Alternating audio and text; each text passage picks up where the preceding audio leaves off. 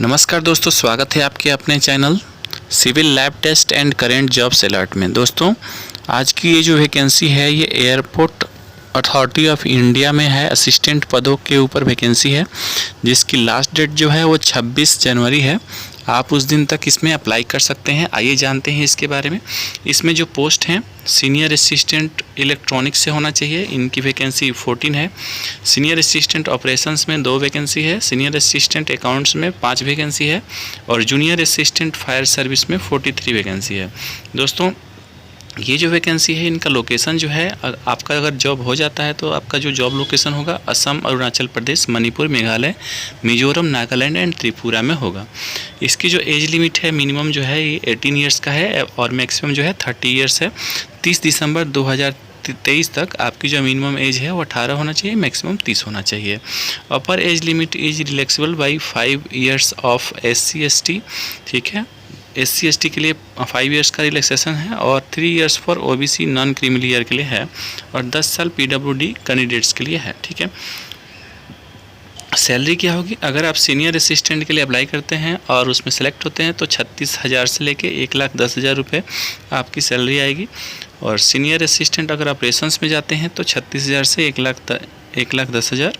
Senior assistant account से अगर होते हैं आपका सिलेक्शन तो 36,000 से लेके 1,10,000 रुपये तक होता है। जूनियर असिस्टेंट अगर आप फायर सर्विसेज के लिए सेलेक्ट होते हैं तो 31,000 से 92,000 रुपये तक आपको सैलरी मिलेगी।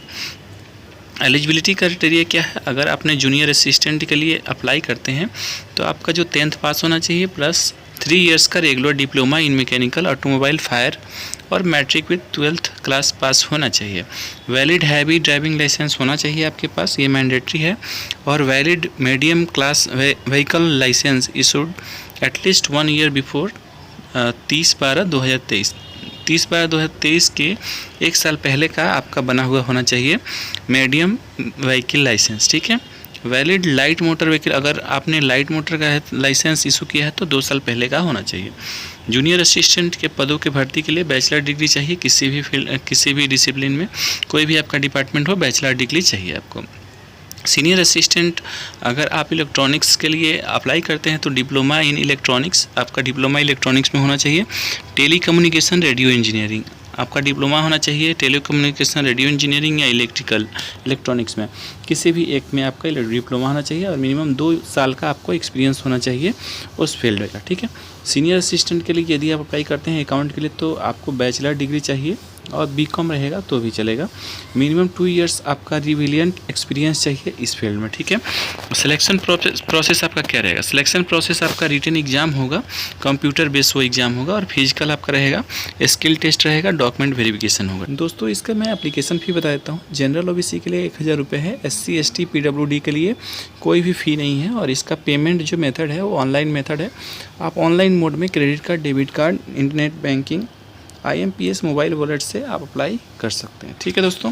तो इसका मैं आपको लिंक दे दूंगा, हमारे चैनल के डिस्क्रिप्शन में लिंक होगा, अप्लाई कर लीजिएगा। अगर आपको किस तरह का डाउट होगा तो मुझे कमेंट करके बता दीजिएगा, ठीक है दोस्तों। आज के लिए इतना ही, मिलते हैं नेक्स्ट आपके वैकेंसी में। तब तक के लिए अपना ध्यान रखिए। धन्यवाद दोस्तों।